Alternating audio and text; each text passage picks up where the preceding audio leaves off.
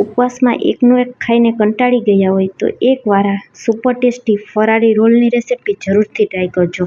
બહારથી ક્રિસ્પી અને અંદરથી સુપર સોફ્ટ આ રોલ એકવાર ચાખ્યા પછી મારી ગેરંટી છે કે તમે હાથને રોકી નહીં શકો. ઘરમાં નાના બાળકોથી લઈ મોટા વડીલો સુધી બધાને ખૂબ જ પસંદ આવશે અને બનાવવામાં ખૂબ જ સહેલા છે. ફક્ત 15 મિનિટમાં બનીને તૈયાર થઈ જશે. તો ચાલો રેસિપી શરૂ કરીએ. સૌથી પહેલાં એક મિક્સર જારમાં 1/4 કપ જેટલા લીલા ધાણા દાંડલી સહિત ઉમેરી દેશું. તેમાં 3 તીખા લીલા મરચાં ઉમેરશું. 2 થી 3 નાના ટુકડા આદુના ઉમેરશું. 1/4 કપથી થોડા ઓછા સિંગદાણા ઉમેરશું. થોડા મીઠા લીમડાના પાન ઉમેરશું.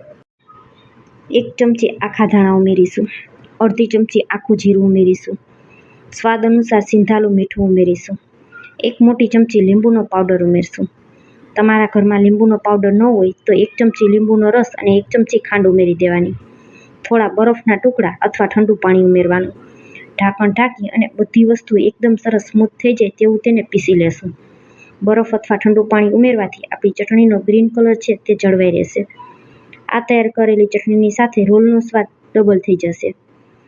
હવે આપણે રોલ બનાવવા માટે એક નાનું મિક્સર જાર લઈ લેશું. તેમાં અડધો કપ સાબુદાણા ઉમેરશું. ઢાંકણ ઢાંકી અને સાબુદાણાને મિક્સર જારમાં દળી લેશું. સાબુદાણાને મિક્સર જારમાં દળશું એટલે તેનો કરકરો પાવડર તૈયાર થશે. એકદમ ઝીણો ફાઇન પાવડર નહીં થાય. આપણે આ રીતે કરકરા પાવડરનો જ ઉપયોગ કરવાનો છે. ત્યાર પછી અહીં મેં નાની સાઇઝના 5 થી 6 નંગ બટેકાને બાફી તેની છાલ ઉતારી લીધી છે. બટેકા ઠંડા થઈ જાય એટલે હાથેથી આપણે તેને આ રીતે મેશ કરી લેશું. તમારે જો હાથેથી આ રીતે છૂંદો ન કરવો હોય તો તમે ખમણીની મદદથી તેને ખમણીને પણ લઈ શકો. ત્યાર પછી આપણે તૈયાર કરેલ સાબુદાણાનો ભૂકો તેમાં ઉમેરી દેશું. 4 ચમચી સિંગદાણાનો પાવડર ઉમેરીશું. ત્યાર પછી તેમાં સ્વાદ અનુસાર સિંધાલું મીઠું ઉમેરીશું. અડધી ચમચી આખું જીરું ઉમેરશું. 1 ચમચી લીંબુનો પાવડર ઉમેરશું. તેની જગ્યાએ તમે લીંબુનો રસ અને ખાંડ પણ ઉમેરી શકો. 2 ચમચી તીખા મરચાં અને આદુની પેસ્ટ ઉમેરશું. થોડા ઝીણા સમારેલા લીલા ધાણા ઉમેરશું. હાથેથી બધી વસ્તુને મિક્સ કરી દેશું. બસ આટલા જ મસાલાથી આપણા આજના રોલ છે તે બનીને તૈયાર થઈ જશે.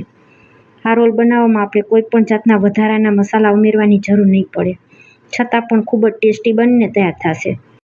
હવે આપણે રોટલીનો લોટ બાંધતા હોય એ રીતે હાથેથી બધું મિક્સ કરી દેવાનું. પાણીનો બિલકુલ ઉપયોગ કરવાનો નથી. આપણે જે બાફેલા બટેકા ઉમેરેલા છે તેનાથી જ આપણો નાસ્તો છે તે આ રીતે એકદમ સરસ ભેગો થઈ જશે. તમે જોઈ શકશો લોટની જેમ બધી વસ્તુ એકદમ સરસ મિક્સ થઈ અને ભેગી થઈ ગઈ છે. હવે તેમાંથી આ રીતે થોડો લોટ હાથમાં લઈ અને આપણે તેમાંથી રોલ બનાવી તૈયાર કરી લેશું. 2 હાથની વચ્ચે લુવો રાખી અને આ રીતે આપણે તેને ફેરવવાનું. ત્યાર પછી હથેળી ઉપર રાખી અને ઉપર અને નીચેનો ભાગ પ્રેસ કરી દેશું. એક એક કરી અને આ જ રીતે બધા રોલને તૈયાર કરી લેવાના છે. આ બાજુ ગેસ ઉપર તેલ ગરમ કરવા મેં પહેલાં જ રાખી દીધું હતું. અહીં કઢાઈમાં આપણા રોલ ડૂબે એટલું તેલ આપણે લેવાનું છે અને જેટલા પણ છૂટા છૂટા સમાય એટલા રોલ ઉમેરી દેવાના. તેલ એક વખત એકદમ સરસ ગરમ થઈ જાય એટલે ગેસની ફ્લેમને તરત જ સ્લો કરી દેવાની અને ધીમા તાપ પર રોલને તળીને તૈયાર કરવાના. તો અહીં મેં 5 થી 7 જેટલા રોલ ઉમેરેલા છે. 1 મિનિટ સુધી આપણે તેને બિલકુલ અટશું નહીં, નહીંતર રોલ તેલમાં છૂટા પડી જશે. 1 મિનિટ જેવો સમય થશે એટલે તમે જોઈ શકશો રોલનો કલર ચેન્જ થવા લાગશે. તો હવે આપણે ચમચીની મદદથી હળવા હાથે તેને ફેરવી લેશું અને બંને બાજુ એકદમ સરસ ગોલ્ડન કલર થઈ જાય ત્યાં સુધી તેને થવા દેવાનું. એક બેચને તળાતા 5 મિનિટ જેવો સમય લાગશે. ઉતાવળ બિલકુલ નહીં કરવાની, જેથી રોલ અંદરથી બિલકુલ કાચા ન રહે. 5 મિનિટ જેવો સમય થઈ ગયો છે. તમે જોઈ શકશો બંને બાજુ રોલ એકદમ સરસ ગોલ્ડન કલરના થઈ ગયા છે. તેલ નીતાળી અને બધા રોલને કાઢી લેશું. તો છે ને ફ્રેન્ડ્સ, એકદમ ઇઝી રેસિપી. આ પુરુષોત્તમ માસમાં તમે પણ જરૂરથી ટ્રાય કરજો.